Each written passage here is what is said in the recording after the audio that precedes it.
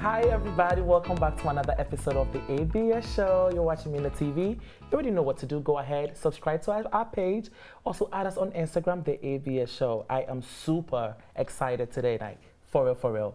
You know we love when the people that we talk about on this show come here, and today is no different. Everybody, welcome DJ Cuppy. Welcome to the ABS show. Hey, thank you so much for having me. I am excited. Let me tell you something. I was on the phone with my friends last night, and I'm like, guess who I'm interviewing today? DJ Cuppy. Thinking that they wouldn't know who DJ Cuppy was because my friends, I didn't know who she was. Her friends. They're like, wait, hold up, what? They were freaking out. They wanted to come in the studio, but yeah, it wasn't allowed. But so just so you know, you are making a lot of people happy just by coming here. Yeah. So thank you for that. Thank you, and it feels like we're like one big family already. Yes. I love this show, and I'm so happy to be here. Thank you. We're So so you're happy always to have welcome you. here. Thank It's you. like our pleasure to have you here. Thank you. All right. So don't be scared. We're just gonna have a conversation. It's gonna be live. Yes. Yes. All right. Okay. So go ahead. First of all, I just want to say congratulations on your award from NYU. Thank you got the you. Artistic Achievement Award Yes. from New York University. Congratulations. That is Thank a you. big deal for an African girl. On top of that, a black person in general from NYU. And you only graduated from there with your master's a year ago. Yes, so yeah. that is No, amazing. It feels so good to be in New York, and it's weird. Like, I started my speech last night saying, like, it's weird, like, being recognized for something I would do whether or not people noticed, right? So it's really cool. Like, again, like, I feel like I'm just living my dreams, DJing, going from show to show. And I feel like maybe because I'm a young Nigerian girl, it's actually quite impactful. It's a lot more than DJing. I feel like maybe I'm sending this message, and it's really amazing to get recognized. Like, wow. You are. You are sending a great message. I think I was telling you this last night is like, how did you end up even becoming a DJ, like, in the first place? Yes. Coming from the family, you're Yeah, Nigerian, you're a girl. Yeah, no, people are always really shocked, and like, it's a question I have to answer all the time, but I guess maybe it's just, I'm just doing what I love. But, I come from a very entrepreneurial family, and, my parents, I feel like last night winning the NYU award, like, I feel like my parents, not that they didn't support, they've always supported, but it was a great moment for me to kind of show that, okay, cool, what I do has a lot of substance behind it. And even though I'm a DJ, I still run a business. Yes. Music business is business. But, I feel like music coming from Nigeria, coming from Africa, we all know what it's like. You're literally born with this beat inside you, right? And my parents took me from Lagos at the age of 12, 13. So, like, I just moved from Lagos to London. Cold weather, the food was horrible. Everyone thought my accent was weird. So, like, my only escape was music. Yeah. And, I won't talk about what was popping then. It's definitely not what's popping now. But, like, I remember that was the year that first iPod came out. And, I literally just filled it with a bunch of Nigerian music, a bunch of Nigerian records. And, it just used to, for that split second, I wasn't in the cold. It really, really helped me. And that's the thing I've learned. Music is so powerful. Yes. It really is. Like, having recently relocated back to Nigeria, it's like, when we're happy, we listen to music. When we're sad, we listen to music. It's a universal language. Yes. It really is. Yeah. And I feel like, especially for Africa, music is healing. And I mean, look at the days of Fela, where that was our way of expressing our political views. It's so, so important. And it's just like, I couldn't think of a better thing to be doing. Okay, so take me to that moment. Your parents are spending all this money on you, going to school, and then one day you come home and you say you want to be a DJ. How did, first of all, so they're still part of this question. So how did your parents feel about it when you said that? And the name Cuppy, how did you come up with that name? Yeah. I mean, that's a great question to ask. So, I'm actually trying to put myself to that moment. Yes, I actually take us don't back. think- I mean, I had been DJing for a long time. Now, the good thing is my grades never suffered. So, education was always important. I never skipped class to do a show. So, as far as my parents were concerned, it was like a hobby. But I think it was the day I got my first check. They were like, what? And that was probably when I was like maybe 17, 16. It wasn't very big, but it was still something. And, you know, a lot of African parents, they don't realize that creativity can be very lucrative. You know, it's not until I showed my dad, I was like, Dad, there's a Forbes list for like the top DJs in the world. You know, Calvin Harris made like $60 million. My dad's like, eh? Once they hear money, that's it. Yeah. You know, so, you know, so I guess, you know, my parents' reaction was definitely, wow, this is becoming very serious, you know, and from just DJing at clubs to DJing for presidential inaugurations, it sort of started becoming a very serious thing. And, you know, they're my biggest fans now. But I remember my dad saying, you know, anything you do, do it well. So I've always like been under pressure to do the best I can with my craft. And that's why I put a lot of effort into my brand. You know, I wouldn't say that I'm a typical DJ. You know, I think outside the box. I have a great team and we're always pushing the envelope. And then as far as my name, Cuppy, which a lot of people ask, so literally Cuppy's from cupcakes. So when I was younger, I literally loved cupcakes and I was maybe a bit on the cupcakey side. Right. What's your best flavor? Cupcake. Red velvet. All right. That's the best flavor. Solid flavor. That is the best flavor. So much that my company is called Red Velvet Music Group. Okay. I was gonna get right into that. That I really did notice that you're very strategic about everything that you do.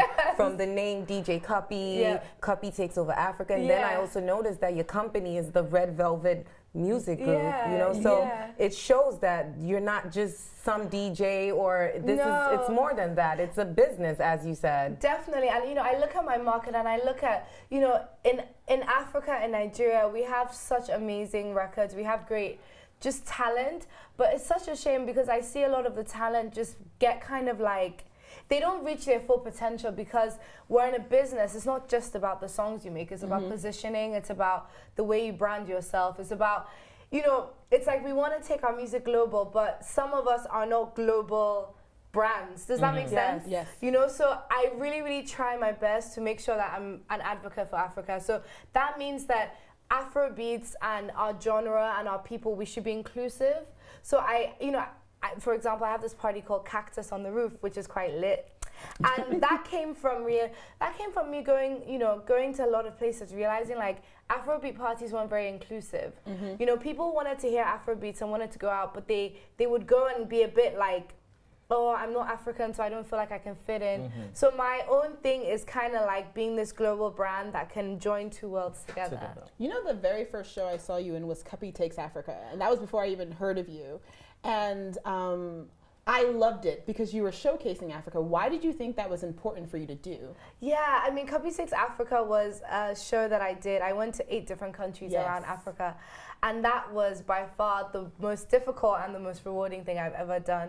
And, you know, that show for me was really important because it was me for once thinking, okay, cool, as much as a lot of things are centered around Nigeria, there's 53 other countries in the continent. And I, as a Nigerian, will put my hand up and say, we always think everything is about us, but it's not.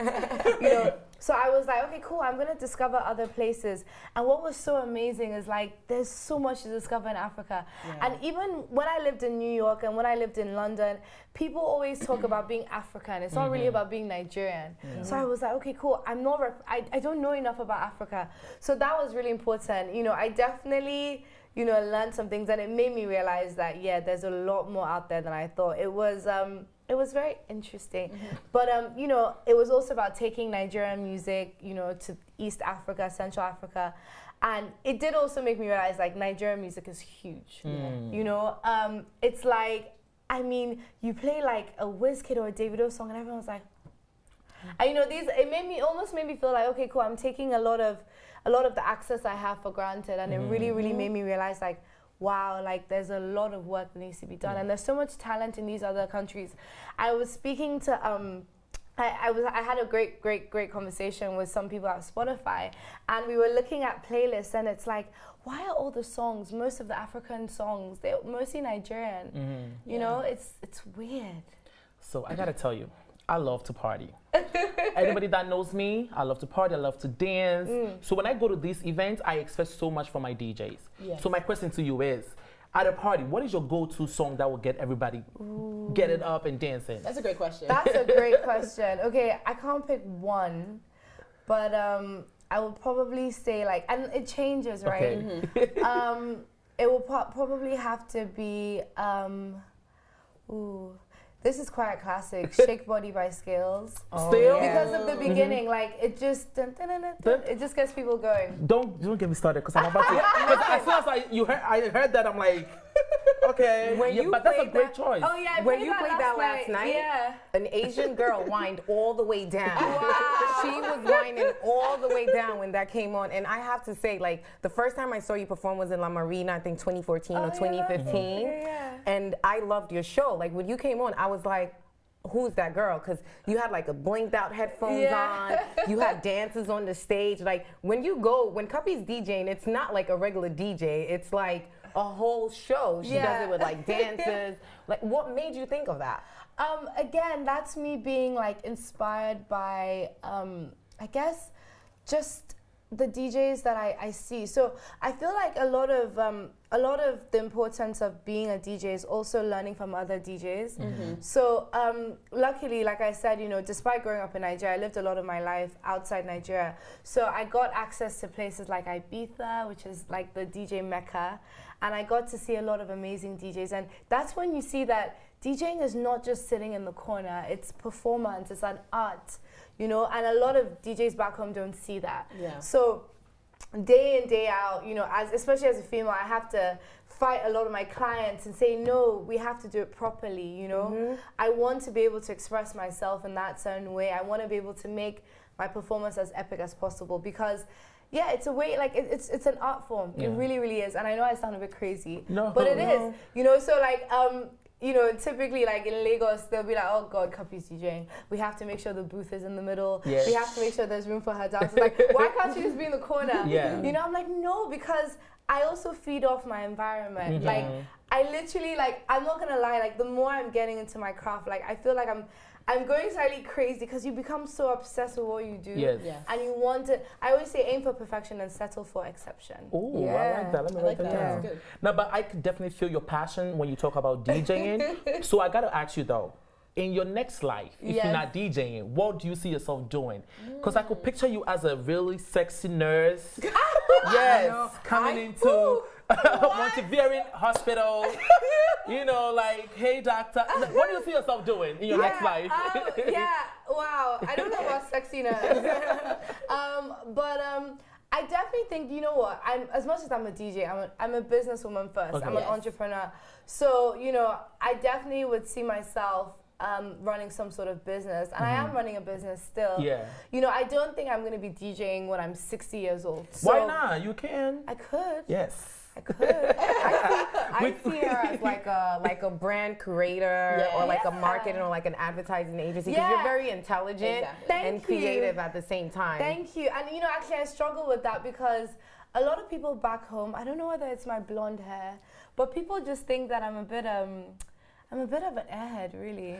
No, it's because you're so beautiful, and then a lot of times people think that, maybe because you come from a certain background that things might be different for you, but people don't realize that sometimes coming from that background might make it even harder for you. Oh, 100%. Because you gotta work twice as hard. You have to prove yourself. Yeah, definitely. I feel like definitely being from an entrepreneurial family, it's great. There's a lot of positives, but there's a lot of negatives as well.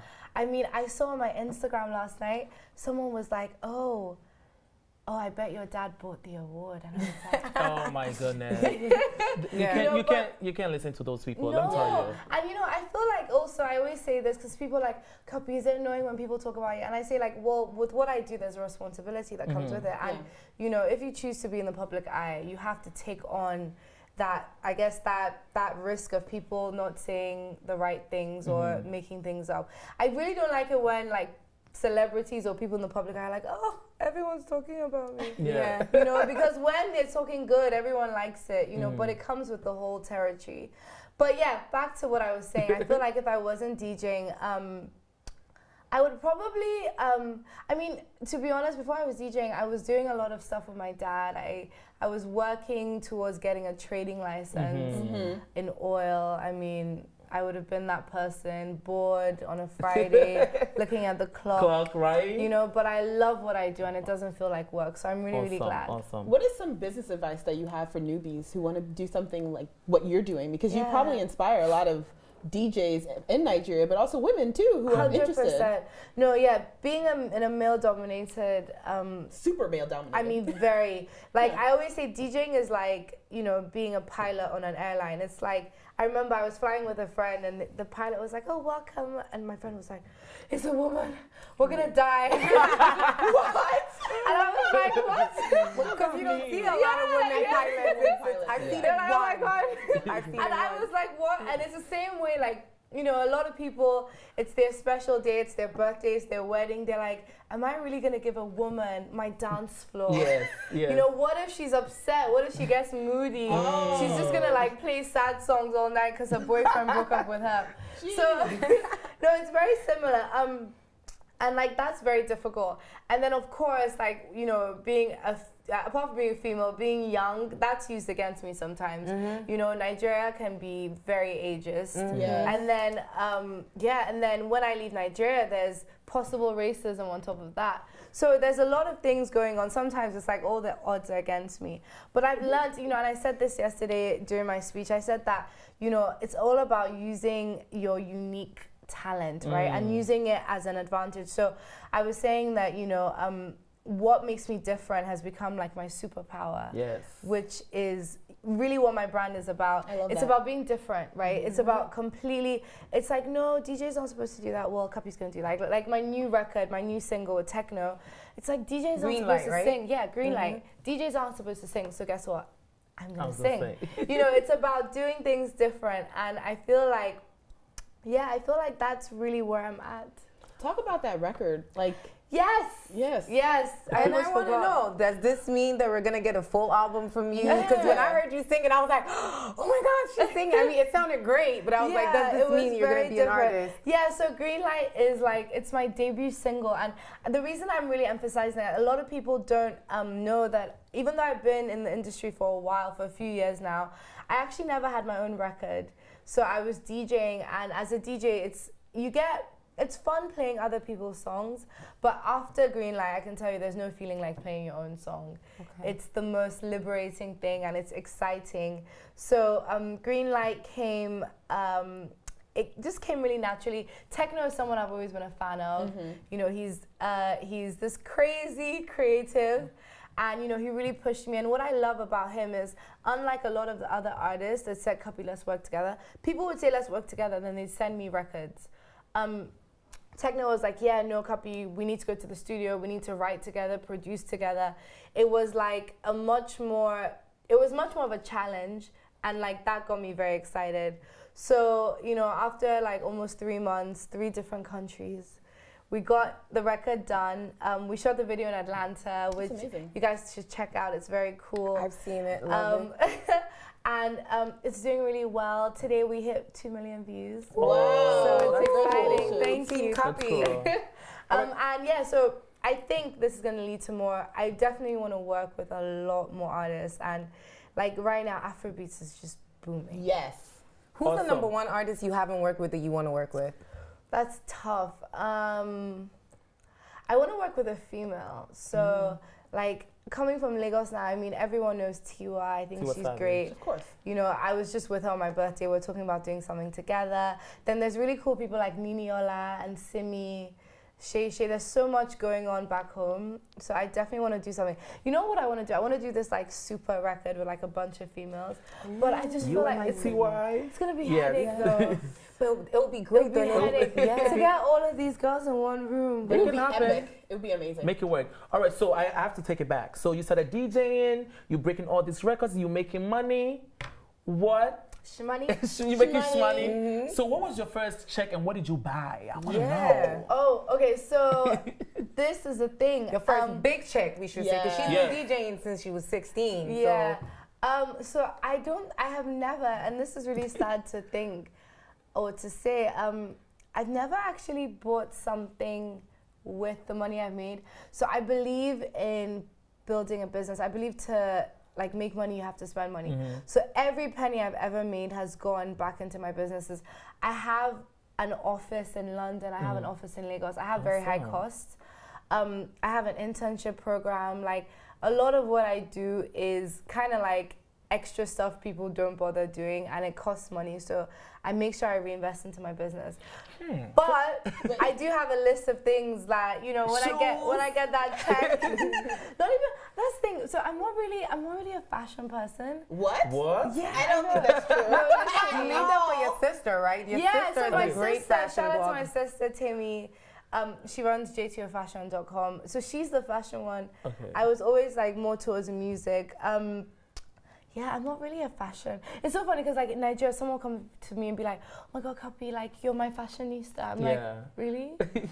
I'm like, I definitely didn't pick this, but okay. But I mean, yeah, it's difficult. I mean, I feel like being a female DJ, fashion comes. It kind of comes with it. But you always look great. One of the things that, like, when you first got real popular, I noticed that you always wore African prints, maybe for like 2 years straight. You literally went everywhere, covered up, looking good, like looking sexy, but fully covered and in African print. Covered up. That was definitely a thing. Like a lot of people said, and I got stick for it. People said, "Oh, why is she always covering up? You know, she's not really looking sexy. She looks like a grandma." What? I liked it. But I mean, you know, I feel like now I'm 20. I just turned 25.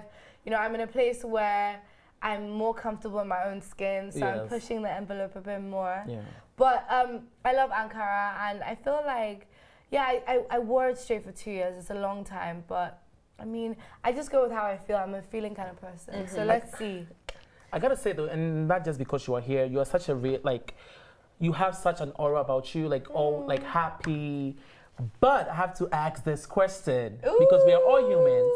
What are some of your pet peeves? Like some of the things that people do and it gets on your nerves? Oh, I have so many. Okay, I don't like when people don't pronounce my name properly. Okay. So how do you pronounce it? What's the correct word? Cuppy. But this is more like in Nigeria. Like they say Cuppy. They say Ku. Yeah, like I think I don't know whether you like those. I'm like cup and P. Cuppy. What else? I don't like it when people I think I get a bit frazzled easily. So when there's too much going on, I can never say no. Well, not never, but I don't. If someone wants to take a picture with me or wants me to do something for them, I'm a really nice person. It's very hard for me to say no. But then when people like really like, it's like, okay, can you make a video for 5 of my friends? And then can you do this? And then can you pay my school fees? And then I'm just like, okay, well, that's a lot. Yeah, you can't save everybody now. No. And again, emphasis that in Nigeria, I don't know, I feel like Nigerians have a way of just pushing people. So that's a bit annoying sometimes. Or I don't like it when people, before I've even played one song, they've already made up their mind. You know, I used to think like, maybe I need to dress more masculine, or maybe, you know, like I feel like sometimes my femininity is used against me, especially with work. You know. So as a DJ, you don't mind when people come by your booth and be like, "Can you play the song?" Oh, no, that annoys. Actually, that's a good point. Yes. Oh yeah, I don't. I feel like now, like even last night, someone was like, "Do you take requests?" I was like, no. But I did so many years of that. I paid my dues. It's like, enjoy the journey. I know what I'm doing. Right? I really, really genuinely enjoy your sets. I'll tell you why. Anyone, any race, any color, wherever they're from, will enjoy your music because not only do you play Afrobeats, but you have a very unique, good way of infusing it with regular songs. Yeah, like you infuse it with like, I think last night you infused it with like Despacito. Yeah. I'm like, how that, like, you know, like how do you do that? Like, it's just amazing how you do that. No, for me though, it's literally like, I feel like I'm in the middle. As much as I'm Nigerian, like I lived half of my life, you know, in New York, in London. So like, even with me, like the way I am as a person, my mentality, I feel like it's half-half. I don't know, I feel like maybe even my accent, I'm very like, I'm kind of a global citizen. Yes. So my music reflects that. Because I go back home and like I'll, you know, there'll be a crowd in Lagos and they just want to hear Afrobeat for like 6 hours straight. And I'm like, I'm not going to do that. Because I also feel like as much as I'm bringing Afrobeats to the world, I also have to take the world back home too. Yes.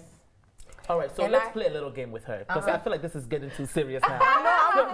So let's play a little game with you, okay? And it's simple. DJ Cuppy is just a game.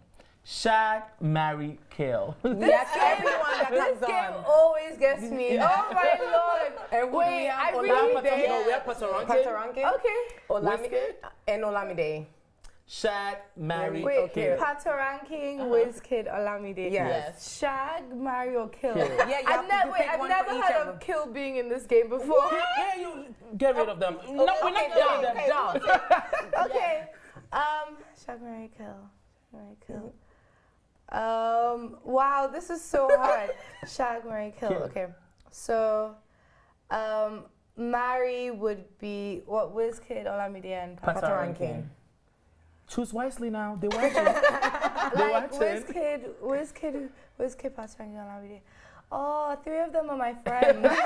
Literally, like they're actually artists that I personally know. Okay, so I would say kill Patoranking. Why?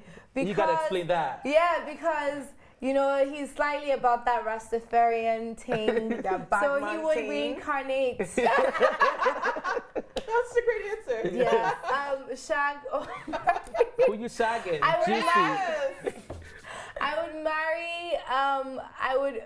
would probably. Wait, it's marry. Okay, this is just so inappropriate. Like ABS, you guys are killing me. Disclaimer on this. Okay, I would probably marry Olamide. Okay. Because he's already no, I don't know whether he's already married. I think he is. But I'd marry him because he's like Olamide, right? Okay. Yeah. And you're gonna shag Wizkid. Yeah. Okay. I guess that's the last option. Yes. Okay. Well, see, that works. And That was since good. we're on that, that wasn't too bad. And since we're on that topic, I mean, you have a great career, great family, great friends, everyone supporting you. Is there anyone special? Like, what's going on in your love life? Yeah, no, I'm single, and I feel like I'm telling myself that it's out of choice. Okay. Because I feel like a lot of what I do, it takes up so much energy, and everyone on this table will know it's relationships take work. And I feel like I'm on a path where, I really have to prioritize work. And, I was in a relationship, and I feel like at this point in my life, I just need to focus on work. But it doesn't mean that I'm not looking. If the right person... Oh, so you're single and wants to mingle. I don't know whether... You want to mingle? Do I want to mingle? What does mingling mean? I mean, Like dating, you're- meet people. I go on dates. I definitely go on dates. Yeah. Yeah. I go on dates. Like, I'll go and eat, or I'll paint. Okay, so since you're going on a date and people are watching, who is your type? Who's like typical? Who do you go for? I don't go for people. People go for me. No, what's your type? Everybody has a type. I know. Yeah. What is my type? I don't know. They gotta have a job. Listen, They gotta have a job. They have to have a job. That's An ambition. Yeah. They have to have a job. They have to be ambitious. Yeah. They definitely can't be a jealous type. Ooh, Because yes. with my work, I work with a lot of guys, late Yeah. nights. They also have to just be funny. I'm about that humor. Like, I'm a very funny person. I feel like, a lot of the times life is quite tough, so I like to sprinkle some glitter on it. And I guess they have to love Afrobeats. Yeah. I mean, I There's can't be something in playing. common. Yeah, I can't be playing like Davido, and you're like, what's that? Yeah. And I feel like they have to, they just have to be fun. To date a DJ is hard work, Yeah. especially Yeah. a female one. Like, I have friends that date male DJs, and it's like very difficult because you get a lot of female attention, vice versa. All right, so the last question that we have for you, I mean, we're going into 2018. Yes. Do you have any special projects coming up? What should we expect from DJ Cuppy? Yeah, 2018. I think that, I'm working on new music. And, I'm not going to lie, I feel like I'm definitely in a place where I'm trying to figure myself out. So I think, more growth, more exciting stuff. I would love to come to the US more. Okay. You Well, know. you're always welcome here. Yeah. That's the reason to come. New York. And definitely more music, 100%. More music and just more Cuppy. Awesome. Any advice you have for young women? Definitely. You know, I would say that it's important to love what you do, live a passion-driven life, you know, because passion is what gets you through those challenging times. And, you know, like I always say, find a job you love and never work a day in your life. Yes. Cuppy, I'm so glad that you're here. We learned so much about you. Yeah. Cuppy the businesswoman, Cuppy the DJ. Yes. It's awesome. Yes. Thank you It was so such much. a pleasure. I had so much fun. Yes, please come back. Don't be a stranger. Yay. And for more information, do you have a website you want to promote? Yeah. Check me out, djcuppy.com, and my social media at Cuppy Music. And the current single is Green Light. Yes. With techno. Check that out. Check out the video. Enjoy. So thank you so much for being here. And guys, DJ Cuppy is going to come back, so stay tuned. You're watching Midnight TV. This is the ABS show. Thanks for watching. And if you liked this episode, don't forget to subscribe, like, and share. See you next time.